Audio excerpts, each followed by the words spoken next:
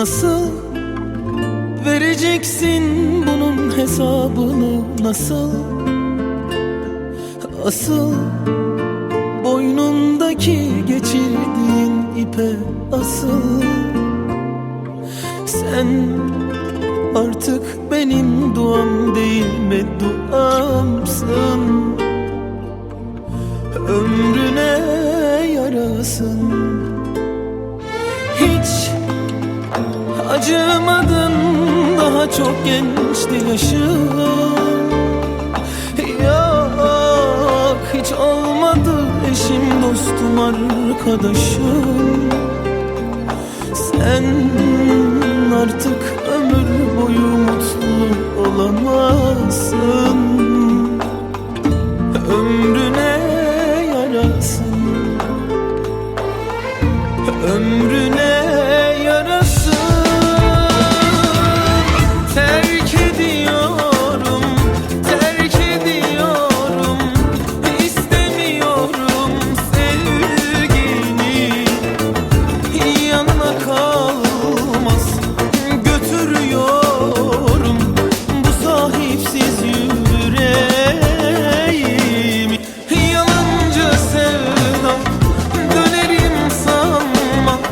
Hoşça da kalma sevgilim. Ben gidiyorum, ağlamıyorum. Terk ediyorum sevgilim. Önce seni, sonra beni.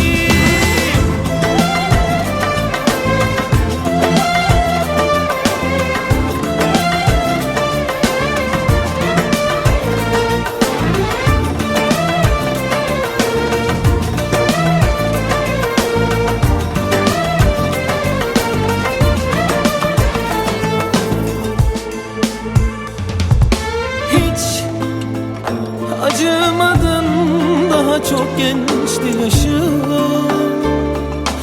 Yok, hiç olmadı eşim, dostum, arkadaşım. Sen artık ömür boyu mutlu olamazsın. Ömrüne yarasın. Ömrüne yarasın.